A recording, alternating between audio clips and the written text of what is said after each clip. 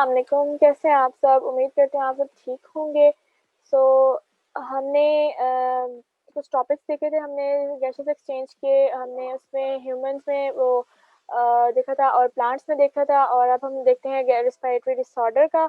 तो सबसे पहले मैं आपको ये कहूँगी कि अगर आपने मेरा चैनल सब्सक्राइब नहीं किया तो उसको सब्सक्राइब कर लें, शेयर भी कीजिएगा और लाइक भी कीजिएगा। तो और एक और बात कि अगर आपको ये स्लाइड्स चाहिए हो तो आप डिस्क्रिप्शन में मैंने लिंक दिया हुआ है इसका, आप इसको देख सकते हैं। ठीक है, तो अब आज का हम टॉपिक स्टार्ट करते हैं, रिस्पिरेटरी डिसऑर्डर। इससे पहले हम इसका थोड़ा छोटा सा रिकैप देखते हैं। जो हमने पीछे जो काम किया था वो हमने देखा था। जी, तो हमने मैकेनिज्म ऑफ ब्रीथिंग देखा था, उसके बाद इंस्पायरेशन और एक्सपायरेशन देखा था कि हम कैसे जो ऑक्सीजन है वो इन करते हैं और आउट करते हैं, और हमारे रिब्स मसल्स कैसे कॉन्ट्रैक्ट और रेज्ड होते हैं, डाउन होते हैं। और लंग्स देखा था, लंग्स में हमने रिब्स देखी थी, मसल्स, इंटरकोस्टल मसल्स देखे थे, डायफ्राम, और फिर एयर पैसेजवे, हम कैसे सांस लेते हैं और कहाँ कहाँ से वो सांस हमारा मतलब जो एयर होती है वो पास आउट होती है। और इसमें हमने साथ प्लांट्स के बारे में देखा था, लेंटिकल्स इन प्लांट्स में, स्टोमेटा, गार्ड सेल्स और कार्बन डाइऑक्साइड रेस्पिरेशन, ये सब कुछ हमने इसमें देखा था। ठीक है, और अब हम अपना नेक्स्ट टॉपिक स्टार्ट करते हैं, रिस्पायरेटरी डिसऑर्डर। रिस्पायरेटरी डिसऑर्डर्स ये क्या है? जो हमारी बॉडी में होने वाले कुछ मतलब ये टॉपिक एक गैसेस एक्सचेंज यानी एयर के रिलेटेड टॉपिक है, ये चैप्टर है। तो हम रिस्पायरेटरी डिसऑर्डर्स, हमारे लंग्स में जो कुछ होता है हमारे साथ, वो उसी के बारे में हम देखेंगे। ठीक है, तो हमारे पास 5 रिस्पायरेटरी डिसऑर्डर्स होते हैं। सबसे पहले होता है ब्रोंकाइटिस। ब्रोंकाइटिस है, फिर एम्फीसीमा है, निमोनिया है, अस्थमा है और लंग कैंसर है। अब ये सब क्या है वो मैं आपको आगे बताती हूँ, इसके डिटेल बताती हूँ कि ये सब क्या होते हैं और ये कैसे डिसऑर्डर्स हैं हमारे बॉडी में होते हैं। तो चलें हम आगे देखते हैं। ब्रोंकाइटिस, सबसे पहले ब्रोंकाइटिस। ब्रोंकाइटिस क्या है? Bronchitis is the inflammation of the main Airways of the lungs, causing them to become irritated and inflamed. Bronchitis मैंने आपको कहाँ बताया था कि ब्रोंकाइटिस मींस ये ब्रोंकाई के बारे में है। ब्रोंकाई कहाँ होते हैं? यहाँ पे हम देखते हैं इसके पिक्चर में, मैंने आपको बताया था, ये ब्रोंकाई। ब्रोंकाई का क्या है? जो हमारी जो विंड पाइप थी ट्रैकिया के बाद, जो हमारी जो विंड पाइप है, इसके ऊपर जो लाइंस होती हैं, जो सर्कुलर लाइंस हैं, ये हमारी ब्रोंकाई है। ठीक है, अब इन ब्रोंकाई को देखते हैं। अब आगे हम इसमें इसी के बारे में है कि ये ब्रोंकाइटिस जो इन्फ्लेमेशन होती है, इसमें इरिटेट होते हैं और इन्फ्लेम्ड होते हैं। इसके मेन सिम्टम्स हैं cough which may bring up yellow grey mucus, यानी जिसको फ्लेगम, यानी जिसको आप लोग अक्सर मतलब बलगम बलगम कह रहे होते हैं, ये वो है। और ब्रोंकाइटिस में also cause a sore throat and wheezing. Sore throat means आपको गला खराब होता है, आपको छींकें आती हैं, आपको नज़ला जुकाम फ्लू जो भी होता है, ये वो है। ठीक है, अब ये कैसे होता है कि ब्रोंकाइटिस, जो आपको मैंने विंड पाइप जो आपको दिखाया था, वो जो मतलब आगे डिवाइड होता है लंग्स में जाके। ठीक है, और इसके ये सर्कुलर इसमें इसके साथ लाइंस हैं हमारी। ठीक है, ये हमारा विंड पाइप है और ये आगे डिवाइड हो रहा है, इसके साथ यहाँ पे लाइंस लगी हुई हैं। ठीक है, तो ये जो लाइंस है इन पे ये ब्रोंकाइटिस है। और ब्रोंकाइटिस में आप ये देख रहे हैं कि ये नॉर्मल ब्रोंकाइटिस है और ये जो है ये इन्फ्लेम्ड ब्रोंकाइटिस है। ठीक है, इन्फ्लेम्ड मींस ये देखिए सारा इकट्ठा हो गया यहाँ से। ठीक है, ये सारी चीज़ें बंद हो गई है। क्यों? क्योंकि ब्रोंकाइटिस जब ये डिसऑर्डर होता है तो हमारे ब्रोंकाइटिस बंद हो जाते हैं और हमें सांस लेने मुश्किल हो रही होती है। ठीक है, इस वजह से हमें खांसी लग जाती है, फ्लू लग जाता है और हमारे गले में खराश होती है, छींकें आना शुरू हो जाती हैं। वो बिकॉज ऑफ दिस, क्योंकि ये चीज़ बंद हो जाती है तो सांस हम जब ये चीज़ बंद हो जाएगी तो ब्रोंकाइटिस ही बंद हो जाएगा, तो हम सांस कैसे लेंगे अंदर? ठीक है, तो अब आगे हम देखते हैं। नेक्स्ट हमारा डिसऑर्डर है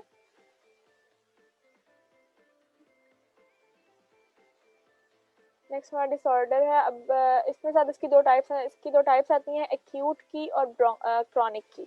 एक्यूट और क्रॉनिक क्या होते हैं? It is also known as chest cold, is short term bronchitis. ठीक है, inflammation of the bronchi large and medium sized airways of the lungs. ठीक है, एक्यूट क्या होते हैं? एक्यूट अगर आपके पास सर्कुलर है, मतलब इस तरह के ब्रोंकाइटिस है आपके पास, ये नॉर्मल है ब्रोंकाइटिस है, ठीक है, ये चीज़ नॉर्मल है और ये इन्फ्लेम्ड है। ठीक है, अब ये कैसे है कि ये inflammation of bronchi large and medium size Airways, यानी इसमें अगर आप मतलब एक नॉर्मल है, नॉर्मल एक आप आराम से सांस ले रहे हैं, अभी जैसे मैं आपको पढ़ा रही हूँ तो मुझे कुछ भी नहीं, यानी ना फ्लू है ना खांसी है ना छींके यानी कुछ भी नहीं, तो मेरे ब्रोंकाइटिस नॉर्मल है, यानी इस तरह की शेप है। लेकिन अगर मुझे होता है कि अगर मेरी इन्फ्लेमेशन होती है, अगर मुझे ठंड लग जाती है, तो ये जब हमारे सीने में दर्द होती है तो हम कहते हैं कि हमारे मतलब चेस्ट पेन हो रही है, सीने में दर्द हो रही है, तो हम मतलब उसके लिए कोई भाप लेते हैं, कोई गर्म पानी से, कोई विक्स से, कुछ भी लगाते हैं, उसकी हम भाप लेते हैं ताकि हमारे जो अंदर के जो जैम होती हैं चीज़ें, मतलब लंग्स जो जैम हो जाते हैं, जो वेन मतलब वेंट पाइप जो जैम हो जाते हैं वो मतलब खुल जाए, तो वो इस तरह बंद हुए होते हैं। ठीक है, क्रॉनिक कौन से होते हैं? Chronic is inflammation of swelling and irritation of bronchial tubes. These tubes are airways that carry air to and from the air sacs to in your lungs. The irritation of the tubes causes mucus to build up. अब ये क्या कह रहा है कि अब आप देखें, वो कह रहा है कि इन्फ्लेमेशन यानी स्वेलिंग हो जाती है और इरिटेशन होती है ब्रोंकियल ट्यूब्स में। अब हमें मोस्टली आपने नोट किया होगा, आप मतलब अगर नहीं भी किया तो आप कीजिएगा आगे, कि जब आपको खांसी होती है या आपके मतलब सीने में दर्द हो रही होती है, तो आप सांस लेने में मुश्किल हो रही होती है, तो जब सांस लेने में मुश्किल हो रही होती है तो हमें एक अजीब सी मतलब चेस्ट में खारिश सी भी होती है और स्वेलिंग टाइप हमारे हो जाता है कि हमारे जो कहते हैं अंदर से खड़ की, जैसे हम जब कोई खांसी करते हैं तो खड़कने की कुछ चीज़ आवाज़ आ रही होती है, तो वो जो हम कहते हैं ना कि इसको मतलब बहुत स्वेयर किस्म का सा गला ख़राब है या मतलब इस तरह का जब होती है, तो वो हमें हमारी इरिटेशन हो रही होती है अंदर, क्योंकि हमें मतलब एयर पास आउट नहीं होती है सही से हमारे गले में, और मतलब खांसी की वजह से, फ्लू की वजह से, तो हमारे ना चेस्ट में खड़ खड़ की आवाज़ आना शुरू हो जाती है। ठीक है, वो हम खुद भी महसूस करते हैं, क्योंकि जब हम भाप लेते हैं तो वो हमें थोड़ा सा आराम आता है उस चीज़ से। ठीक है, तो वो उसको क्या कहते हैं, वो irritation of the tubes causes mucus to build up, यानी उसमें म्यूकस यानी जो बलगम होती है उसको जो है ना बिल्ड अप यानी और ज़्यादा उसको इसमें इंक्रीज करता है म्यूकस को, ताकि वो मतलब बलगम हमें आए। ठीक है, हमें अगर हम बलगम हम जब आती है तो हमारे अंदर से कुछ बेहतर होना शुरू हो जाता है, लेकिन अगर हम मतलब ना आए, हमें वैसी हो, वैसी खांसी हो रही हो और इस तरह कुछ ना हो, तो फिर हमें ज़्यादा इश्यूज हो जाते हैं। ठीक है, उस वजह किस्म की ठंड लग जाती है हमें। तो आप ये देख रहे होंगे, ये हेल्दी ब्रोंकाइटिस है क्रॉनिक, और ये इन्फ्लेमेशन यानी एंड एक्सेस म्यूकस है। ठीक है, ये आपने देख रहे होंगे कि इसमें से ये चीज़, ये आप देख रहे होंगे कि म्यूकस यानी बलगम यहाँ से इसमें से निकल रही है। ठीक है, तो ये हमारे ये ख़राब है, ये डैमेज हुआ हुआ है, मतलब सही नहीं है, इन्फ्लेमेशन है, और ये हेल्दी है। ठीक है, सो अब हम आगे देखते हैं।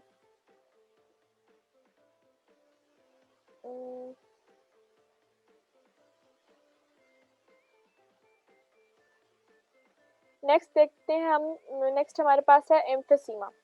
एम्फीसीमा क्या है? आपने देखा होगा, आपको मैंने बताया था एल्व्यूलाई का नॉर्मल। अब एल्व्यूलाई अब अगर मैं यहाँ से आपको बताऊं, अगर एल्व्यूलाई हम देखें तो आपको मैंने बताया था कि एल्व्यूलाई ये जो ब्रोंकियल ट्यूब्स हैं हमारे पास, इसके साथ ही यहाँ पे आप देखा होगा ये एल्व्यूलाई है। ठीक है, ये आपको मैंने बताया था ग्रेप्स लाइक स्ट्रक्चर होता है इनका। ठीक है, एल्व्यूलर डक्ट का और एल्व्यूलाई का। ठीक है, अब इसमें आगे इतनी सारी ब्रांचेस हैं, ये ब्रोंक्यूल्स हैं, ब्रोंक्यूल्स के आगे एल्व्यूलाई हैं। ठीक है, तो अब इसके बारे में हम देखते हैं कि एम्फीसीमा में इसके बारे में हमें बताया हुआ है। अब यहाँ पे क्या है कि emphysema is the lung condition that causes shortness of breath in people with emphysema, the air sacs in the lung और एल्वुलाई आर डैमेज्ड। ठीक है, जैसे मैंने बताया कि emphysema is a lung condition that causes shortness of breath, यानी हमें इसमें जब हम एल्वुलाई हमारे ठीक नहीं होंगे तो हमारे ब्रेथ यानी सांस लेना हमें मतलब सही तरह सांस नहीं आ रहा होगा। ठीक है, इन पीपल विद एम्फीसीमा, जो जिन लोगों को एम्फीसीमा हुआ होता है, the air sacs in the lungs are damage, जो सांस लेने के जो हमारे अंदर के जो एल्वुलाई होते हैं, जो सही मतलब वर्क कर रहे होते हैं, हेल्दी एल्वुलाइज जो होते हैं, वो जब हमारे ख़राब हो जाते हैं यानी मतलब डैमेज हो जाते हैं, तो हमें सांस हमारा नहीं लिया जा रहा होता। Over time the inner walls of the air सैक्स weakens and rupture, creating larger air spaces instead of many small ones. ठीक है, अब वो कह रहे हैं कि जो inner walls of the air सैक्स है, यानी जो एम्फीसीमा में जैसे ये अब आपको नजर आ रहे हैं ये इनर वॉल्स, ठीक है, ये एल्विलाई की इनर वॉल्स हैं, ठीक है, इसमें से सांस सारा पास आउट होता है, हमारी एयर पास आउट होती है, ठीक है।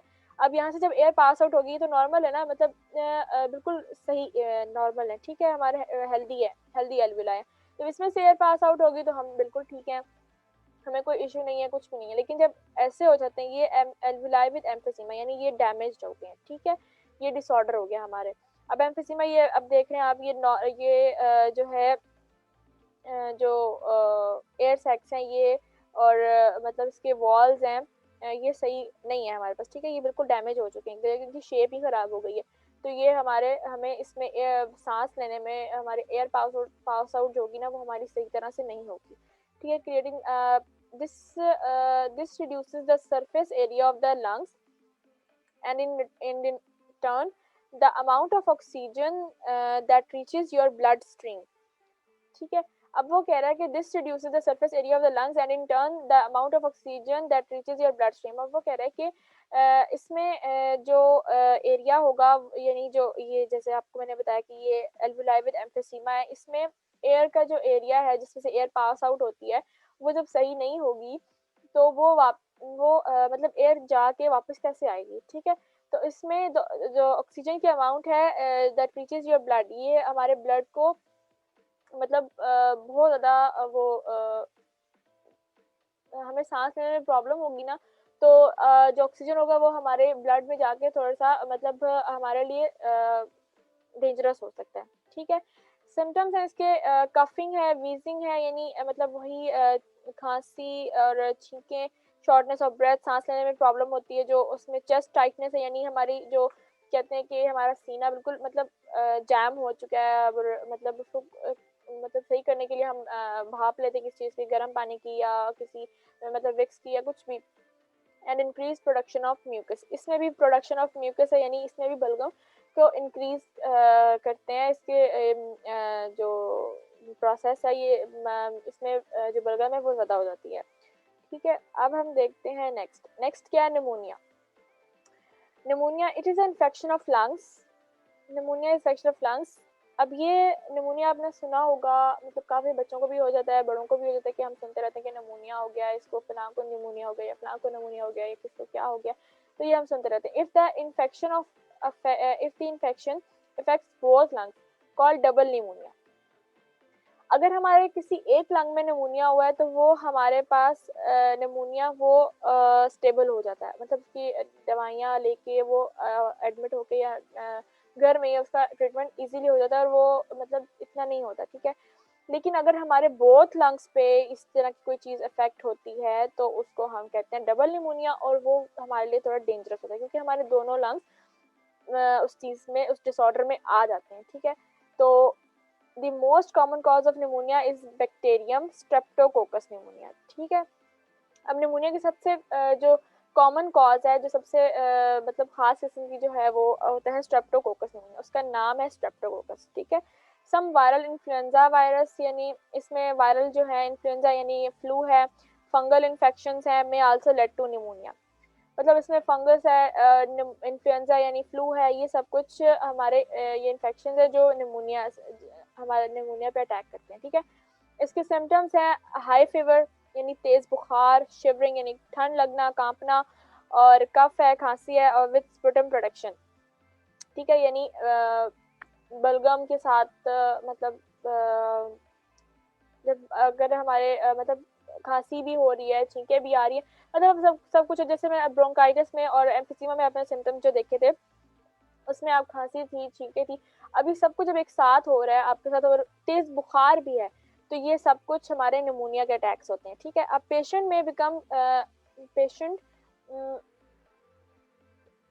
में बिकम शॉर्ट ऑफ ब्रेथ, ठीक है, में बिकम शॉर्ट ऑफ ब्रेथ। अब इसमें सांस बिल्कुल भी मतलब ना होने के बराबर होता है, ठीक है।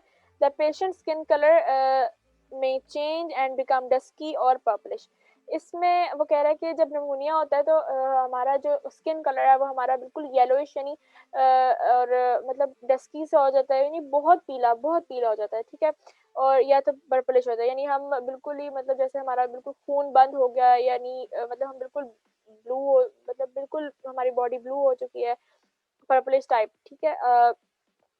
और या तो फिर येलोइश हो जाती है, ठीक है। It is due to poor oxygenated of blood.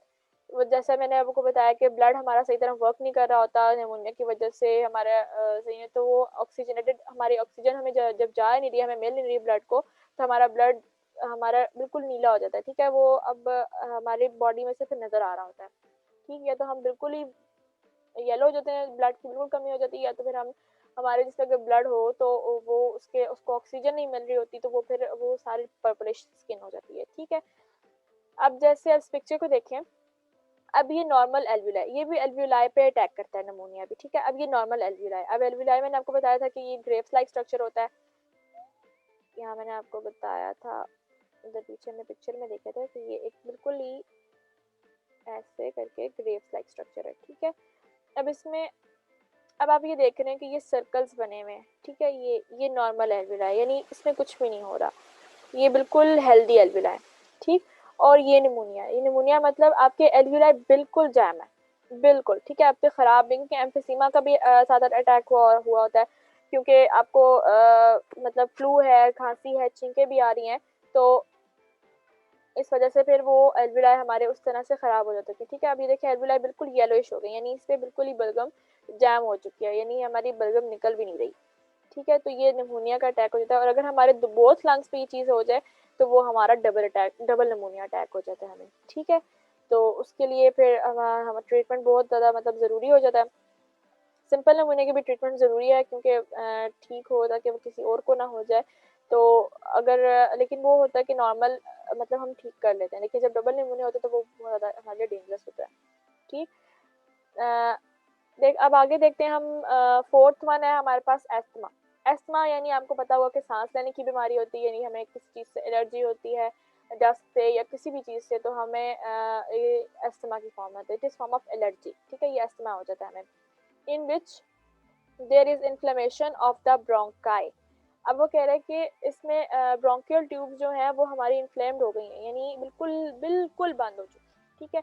Asthma जिनको होता है ना, अस्थमा मीन्स के एक आप कह लें कि कैसे होता है, अगर आप हेल्दी नहीं है, ठीक है, अगर आपके इंटरनल आपकी बॉडी हेल्दी नहीं है, तो वो अस्थमा जो है ना वो हमें किसी भी चीज़, यानी हम बचपन से, अब अगर आपको बचपन से अस्थमा नहीं है, अल्लाह ना करे किसी को हो, लेकिन अगर किसी को होता है बचपन से, तो वो उसकी ब्रोंकियल ट्यूब सही हेल्दी नहीं होगी, वो बच्चा हेल्दी नहीं होगा, ठीक है। लेकिन अगर आपको कोई बड़े होके या किसी भी चीज़ से एलर्जी होती है, डस्ट एलर्जी या कुछ भी, अगर आप उसका ट्रीटमेंट नहीं करवाते, ठीक है, सही तरह से, मतलब उसकी दवाई नहीं लेते या कुछ भी ट्रीटमेंट नहीं करवाते सही से, तो वो आपका अस्थमा की फॉर्म में बन जाता है आपको, ठीक है। तो उसके लिए फिर आपको एक मतलब एयर पंप जो होता है वो हमें यूज करना पड़ता है। More mucus production and narrowing of the airways, यानी जब हम अस्थमा इज लाइक कि हमें कुछ लोगों को होता है कि टेंशन से या किसी चीज़ से भी उससे भी अस्थमा हो जाता है, ठीक है। लेकिन समटाइम ये एलर्जी की फॉर्म है, तो वो हमें एलर्जी यानी अब जैसे डस्ट एलर्जी है, तो उससे हम अगर अगर हमारे हम किसी बहुत ज़्यादा डस्ट वाली जगह पे हैं रहते हैं और हमें डस्ट हो गई है, डस्ट एलर्जी हो गई है, अगर हम उसका ट्रीटमेंट करवाएंगे तो हम ठीक भी हो सकते हैं। लेकिन अगर मतलब अगर नहीं करवाएंगे, अगर आप ऐसे देखते रहेंगे, तो हमें म्यूकस प्रोडक्शन होगी, यानी इसमें बहुत ज़्यादा हमारी चीज़, हमारी जो ब्रोंकियल ट्यूब्स हैं वो बंद हो जाएंगी, और इसमें नैरोइंग ऑफ एयरवेज, यानी जो सांस लेने की आप देखें या इस पिक्चर में आप देखें कि ये जो नॉर्मल है ब्रोंकियल ट्यूब है, ये बिल्कुल नॉर्मल है, यानी बिल्कुल ओपन है, ठीक है। अब इसमें सांस आराम से पास आउट हो रहा है, ठीक है। अब आप कहेंगे कि सांस है, हवा है, तो हवा तो किसी चीज़ से पास होती है, हाँ हो जाती है पास, लेकिन हमारे जो बॉडी है उस बॉडी में बहुत सी ऐसी मतलब चीज़ें होती हैं जहाँ पे एयर सही तरह पास आउट नहीं होती, ठीक है। क्योंकि अब बाहर अगर हम देखें तो वो एयर हो जाती है पास, लेकिन अगर हम बिल्कुल फॉर एग्जांपल एक शॉपर है, शॉपर को बिल्कुल बंद कर दें, ठीक है, हवा कहीं से भी नहीं जा सकती, ज़रा सा भी सुराख हो उसमें से भी हवा नहीं जा सकती, क्योंकि अगर हम उसको प्रेस करेंगे शॉपर को, अगर आप एक्सपेरिमेंट कर लेंगे, शॉपर बिल्कुल बंद करना है और बीच में से हल्की से इसमें सुई मार के देख लें, फिर भी उसमें से हवा बिल्कुल आहिस्ता आहिस्ता आहिस्ता आहिस्ता आ जाएगी, ठीक है। बिल्कुल बहुत जल्दी से शॉपर मतलब उसमें से हवा आउट नहीं हो सकती, ठीक है। इसी तरह ये लंग्स भी है। अब ये नॉर्मल है, ठीक है, और ये अस्थमा वाले पेशेंट्स का होता है, बिल्कुल बंद है, लाइक एक सुई के बराबर आपने इस बीच में सुराख है और बिल्कुल हवा जा ही नहीं रही बहुत आराम से, ठीक है। बहुत जब आराम से जाएगी हवा तो जाहिर बात है हमें सांस लेने की प्रॉब्लम होगी, क्योंकि हमें बहुत मतलब जैसे मैं उसमें बताया था मैकेनिज्म ऑफ ब्रीथिंग में 16 to 20 टाइम्स पर मिनट हम सांस लेते हैं, ठीक है, और अगर हम कोई काम कर रहे हो तो वो हमारा ब्रीथिंग रेट बढ़ जाता है, ठीक है, 30 से 40 हो जाता है। तो इस तरह this can make breathing difficult and trigger coughing, whistling sound यानी व्हीजिंग है when you breathe and breathe out and shortness of breath. इसमें कफिंग यानी सांस खांसी लेते वक्त हमें अस्थमा हो जाता है, अटैक हो जाता है एकदम से। व्हीजिंग विस्लिंग करते हुए, विस्लिंग साउंड यानी छींक मारते हुए। तो और व्हेन यू ब्रेथ आउट, जब हम सांस बाहर ले रहे होते हैं तो उसमें हमारा सांस सही तरह से नहीं आ रहा होता, ठीक है, तो वो शॉर्टनेस ऑफ ब्रेथ हो जाती है, ठीक है। For some people asthma is minor nuisance, for some people यानी कुछ लोगों के लिए अस्थमा एक फ्लू भी होता है, ठीक है, फ्लू बुखार ये चीज़ें भी हैं, ठीक है। It is vary from person to person. अब ये पर्सन टू पर्सन यानी फॉर एग्जाम्पल आपके घर में किसी को भी अस्थमा है, ठीक है, तो ये आपको मतलब किसी और को भी हो सकता है, अल्लाह ना करे, लेकिन अगर आपके घर में किसी को है यानी आपके फादर को, मदर को, सिस्टर को, ब्रदर को, किसी को भी है, मतलब किसी बूढ़े बंदे को भी है, तो आप उसके भी थ्रू आपको भी हो सकता है, ठीक है। ये पर्सन टू पर्सन चलता है फिर, ठीक है। अगर इसका आप ट्रीटमेंट नहीं करवाएंगे तो ये होता रहेगा, राइट। सो हम देखते हैं अब नेक्स्ट देखते हैं 5 है हमारे पास लंग कैंसर। लंग कैंसर तो सबको ही पता होगा कि लंग कैंसर क्या है। Lung cancer type of cancer that begins in the lungs. अब ये लंग कैंसर है जो लंग्स के थ्रू ही होता है हमें। Your lungs are two spongy organs. अब मैंने आपको जैसे बताया था कि जो लंग्स हैं वो हमारे स्पॉन्जी यानी एक बहुत से जैसे सॉफ्ट से जो होते हैं फॉर्म की तरह, रबड़ की तरह उस तरह के होते हैं, ठीक है, स्पॉन्जी ऑर्गन्स है हमारे। इन योर चेस्ट हमारे सीने में दैट टेक्स इन ऑक्सीजन, जो ऑक्सीजन कैरी करते हैं when you inhale and release carbon dioxide, जब हम सांस लेते हैं ऑक्सीजन जब हम लेते हैं तो रिलीज कार्बन डाइऑक्साइड को एक्सहेल करते हैं, ठीक है। Lung cancer is a leading cause of cancer death world wide, ठीक है। अब आजकल अगर देखा जाए तो जो कैंसर लंग कैंसर है बहुत कॉमन हो चुका है, बहुत कॉमन, क्योंकि लंग कैंसर इज अ मतलब कुछ लोग सिगरेट पीते हैं और कुछ लोग ड्रिंक्स करते हैं, तो मतलब इस वजह से भी लंग कैंसर हमें हो जाता है, ठीक है। Signs and symptoms of lungs cancer में इंक्लूड है new cough that doesn't go away, coughing up blood even a small amount, shortness of breath, chest pain, hoarseness, losing weight without trying, और bone pain और headache, ये सारे इसके symptoms हैं, ठीक है। कफिंग अप ब्लड, अब ब्लड अगर आपके लंग से कोई ब्लड आ रहा है तो आपका लंग्स बिल्कुल खत्म हो चुका है, ठीक है। तो वो मतलब कुछ लोग आजकल तो है ज़्यादा मोस्टली सिगरेट पीने की वजह से उनको लंग कैंसर हो जाता है, ठीक है। तो और मतलब कुछ लोगों को कहते हैं कि सुनते हैं, आप लोग भी सुनते होंगे कि कुछ लोगों को कहते हैं कि काली खांसी या कुछ भी ऐसे मतलब चीज़ें होती है तो वो कफिंग ब्लड, उससे मतलब खून आ रहा है, ये वो ऐसे हो रहा है, तो मतलब ये भी लंग कैंसर की सिम्टम में आ जाता है, ठीक है। अगर थोड़ा सा भी आ रहा है तब भी, ठीक है। शॉर्टनेस ऑफ ब्रेथ यानी अगर आप बिल्कुल भी सांस नहीं ले पा रहे बिल्कुल भी, तो वो उसके भी लंग कैंसर की वजह बनता है, ठीक है। चेस्ट पेन, हॉर्सनेस, अब ये चेस्ट पेन और हॉर्सनेस ये भी एक ऐसी ही टाइप है, ठीक है, आपके एल्विलाई और ब्रोंकियल ट्यूब्स को डैमेज करे तो ये और साथ में अगर आपके ब्रोंकियल ट्यूब्स को, ठीक है, जो आपको मैंने बताया था कि ब्रोंकियल ट्यूब्स के ब्रोंकाई ब्रोंकियल ट्यूब्स यानी उसकी जगह जैसे ये बने हुए हैं, ये आप पिक्चर में देखें, ये आगे ब्रांचेस इसकी, ठीक है, ब्रोंक्यूल्स हैं ये, अगर यही आपके डैमेज हो जाते हैं तो आपको जो है वो लंग कैंसर हो जाता है, ठीक है। लूजिंग वेट विदाउट ट्राइंग, अब इसमें जब लंग कैंसर होता है तो हमारा वेट भी बहुत लूज हो रहा होता है, ठीक है। अब बोन पेन भी होती है इसमें और हेडेक भी होता है। अब इसमें बोन पेन मीन जो हमारे मतलब हमारी हड्डियां हैं बॉडी में, या बैक पेन जो बैक बोन होती है वो भी सारे इसमें लंग कैंसर में इंक्लूड होता है, और हेडेक भी, ठीक है। ये सारी चीज़ें थी जो हमने इसमें देखी थी, और इसका अब देखते हैं लास्ट के, अब एंड देखते हैं इसका हमारा बैड इफेक्ट ऑफ स्मोकिंग। अब जिस तरह लंग कैंसर का मैंने आपको बताया कि इसमें जो है बहुत से हम देखते हैं स्मोकिंग की वजह से हमारे लंग कैंसर होता है, ठीक है, मोस्टली स्मोकिंग की वजह से होता है, ठीक है। अब इसमें बैड इफेक्ट ऑफ स्मोकिंग का देखते हैं कि इसमें होता है कार्डियोवेस्कुलर डिजीज, ठीक है, cardiovascular disease, cancer, chronic lung disease and diabetes भी है, ठीक है। अब आपने इस पिक्चर में देखा होगा कि ये एक हेल्दी लंग है, हेल्दी लंग्स है, ठीक है, और ये हेल्दी लंग्स नहीं है, ये डैमेज लंग्स है, ठीक है। ये किस वजह से ये हेल्दी लंग्स हैं? बिल्कुल जब आप कुछ भी नहीं, मतलब आपको कुछ भी नहीं है, आप बिल्कुल ठीक हैं, आप स्मोकिंग भी नहीं करते और भी कुछ भी नहीं है आपके साथ, तो ये आपके बिल्कुल हेल्दी लंग्स हैं, ठीक है। और ये है स्मोकिंग की वजह से लंग्स बिल्कुल ब्लैक हो चुके हैं और बिल्कुल ख़राब हो चुके हैं, तो ये लंग कैंसर की वजह बनते हैं, ठीक है। इसमें क्रॉनिक लंग डिजीज और डायबिटीज, इसमें डायबिटीज भी इंक्लूड हो जाती है, ठीक है। जब हम कार्डियोवेस्कुलर डिजीज यानी हमारे हार्ट प्रॉब्लम भी हो जाते हैं इस वजह से, ठीक है। Okay, cancer, breathing problem and chronic respiratory conditions, ठीक है। इसमें भी बता रहे हैं कि कैंसर होता है, ब्रीथिंग प्रॉब्लम होती है, जब हम सांस लेते हैं तो जब सिगरेट का धुआं जब अंदर जाता है तो हमारे लंग पे इफेक्ट करता है, ठीक है। लंग पे मीन्स हमारे मुंह से होता हुआ हमारे लंग्स तक जाता है, लंग्स के बीच में ही मतलब दिल है हमारे, उसके पास ही, तो उसकी बहुत सी आर्टरीज और कैपिलरीज वेन्स हमारे हार्ट में भी जा रही है, तो ठीक है, वो धुआं हमारे बॉडी में मीन्स हमारे लंग्स में नहीं, हमारे हर बॉडी के हर पार्ट में जाता है, किडनीज है, स्टमक है, इंटेस्टाइन है, सब जगह पे जाता है, ठीक है।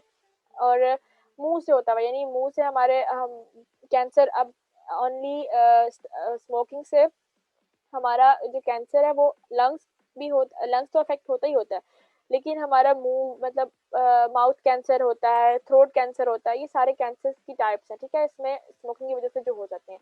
और क्रोनिक रिस्पायरेटरी कंडीशन, हमें सांस लेने में प्रॉब्लम बहुत ज़्यादा होती है, ठीक है। रिस्पायरेटरी कंडीशन यानी हमारा अंदर का मतलब इंटरनल सिस्टम सारा कुछ डैमेज हो जाता है इससे, ठीक है। ब्रीथिंग प्रॉब्लम यानी सांस लेने की, जो आपको मैंने बताया अभी, हार्ट डिजीज भी होती है, stroke and blood circulation problem, तो स्मोक की वजह से जब हम धुआं अंदर जाएगा तो वो हमारा जो है सर्कुलेशन, ब्लड सर्कुलेशन प्रॉब्लम जो, ब्लड सर्कुलेशन जो होती है हमारी बॉडी में, वो हमारी बिल्कुल मतलब ख़राब हो चुकी होती है, ठीक है। ब्लड बिल्कुल ही मतलब एक तरह से डैमेज कह रहे हैं हम, अंदर से इंटरनल हमारा बिल्कुल सब कुछ डैमेज हो चुका होता है।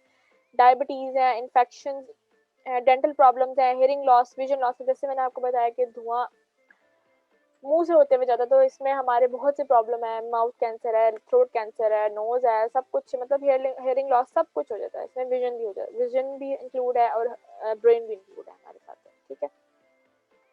सो उम्मीद करती हूँ आपको आज का ये लेक्चर समझ आया होगा, और अगर आपको नहीं समझ आया तो आप मुझे इंस्टा पे हमारा मेरा पेज है एलिगेंस एजुकेशन के नाम से, आप वहाँ पे मुझे टेक्स्ट कर सकते हैं, वहाँ पे पूछ सकते हैं, समझ भी सकते हैं मुझसे अगर कोई भी आपको बात चीज़ समझ नहीं आई। और इन ट्विटर पे भी पेज है एलिगेंस एजुकेशन के नाम से, वहाँ पे भी आप मुझे डीएम कर सकते हैं और मैं आपको रिप्लाई करूँगी वहाँ पे भी।